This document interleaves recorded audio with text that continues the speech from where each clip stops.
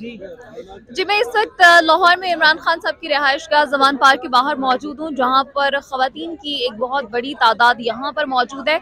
और अगर आपको यहाँ से मैं दिखाऊं तो इस तरफ पीछे मर्दों की एक बहुत बड़ी तादाद आपको दिखेगी। कल रात से जो पाकिस्तान तहरीक इंसाफ के कारकुनान है वो ज़मान पार्क के बाहर मौजूद है।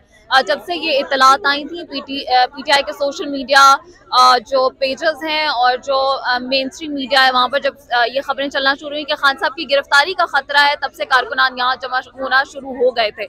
अभी एक खासी बड़ी तादाद, कल से ज्यादा बड़ी तादाद है, इसलिए क्योंकि फवाद चौधरी साहब अरेस्ट हो गए हैं। मजीद भी कहा जा रहा है कि शायद पाकिस्तान तहरीक इंसाफ के मजीद रहनुमा भी अरेस्ट हों और खान साहब की गिरफ्तारी का भी खतरा जाहिर किया जा रहा है। कितना खतरा है, कब तक ये यहाँ मौजूद रहेंगे, क्या कोई इनके पास स्पेसिफिक इतलात हैं ऐसी, या सिर्फ एक खौफ के तहत यहाँ पर मौजूद हैं? आइए जानने की कोशिश करते हैं। अस्सलाम वालेकुम। हाँ, वालेकुम अस्सलाम। बताइएगा कब से मौजूद है यहाँ पे? हम कल रात से हैं, कल भी आए थे, सुबह दोबारा आए थे, अब फिर दोबारा आए हैं और इधर ही रहेंगे जितनी देर तक हमारे खान साहब को हमारी ज़रूरत होगी। खान साहब, मुझे बताइए कि आपको ऐसा लगता है कि यहाँ पर खान साहब को अरेस्ट करने के लिए आएंगे, या फिर एक खौफ है आपके अंदर के? नहीं, हमारे अंदर तो कोई खौफ नहीं है। आए, हम तो कह रहे हैं आए, हम तो कल रात से इधर हैं, आ क्यों नहीं रहे? क्या इतनी ताकत होती है एक आम बंदे में कि वो स्टेट का मुकाबला कर सके? बिल्कुल, स्टेट क्या ताकत ही सारी अवाम की होती है। मुकाबला हमारा के साथ नहीं है, मुकाबला हमारा माफिया के साथ है जो कानून और आइन के खिलाफ जाके काम कर रहे हैं। हमारा मुकाबला उनके साथ। कौन सा माफिया? वही माफिया जिन्होंने मुल्क पे कब्जा किया हुआ। कौन सा माफिया? और आपको बताइए मुल्क का निजाम कौन चला रहा है? सारे फैसले कौन करवा रहा है?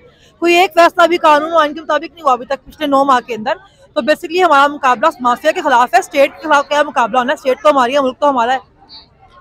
अच्छा सनम, मुझे ये बताइए कि चलते चलाते मुल्क में एक केओस पैदा करने की क्या जरूरत पड़ गई थी? क्यों एकदम से अरेस्ट दोबारा से शुरू किए गए?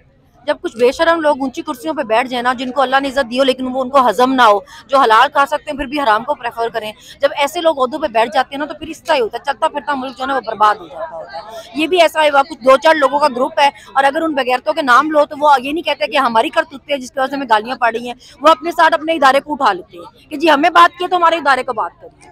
इदारा तुम्हारे बाप का है, हमारा है, मुल्क है, हमारे इदारे हैं, हम टैक्स दे रहे हैं हर किसी को ना। तुम्हारे घर से लेकर आए हुए हो तुम लोग, तुमसे सवाल कर रहे हैं, तुम्हारी कारकर्दगी पे इदारा कहाँ से उठा के लेके आ जाते हो? तुम्हारे जैसे बेगैरत तो नहीं है सारे लोग, तो जाने भी दे रहे हैं, ड्यूटियां भी कर रहे हैं, सब कुछ कर रहे हैं ईमानदारी से। ये जो कुछ यार दोस्त है ना, जिन्होंने मिलकर पूरा प्लान बनाया था और पूरा मुल्क बेड़ा गर्क कर दिया है, अब वो ये तमाशे कर रहे हैं अपनी गलतियां छुपाने के लिए ना। ये एक इदारे को घसीट लिया, अब एक इलेक्शन कमीशन पे बात की है, वो जी इलेक्शन कमीशन ने जी पर्चा करा दिया। हमारे घरों में जब आधी रातों को घुसे थे, हमारे बच्चों ने सब नहीं देखा था, हमारे बच्चों ने सफर नहीं किया था, उनके सामने जब उनकी माँ के साथ बदतमीजी उनके बाप को घसीटा जा रहा था, उन्होंने नहीं देखा था।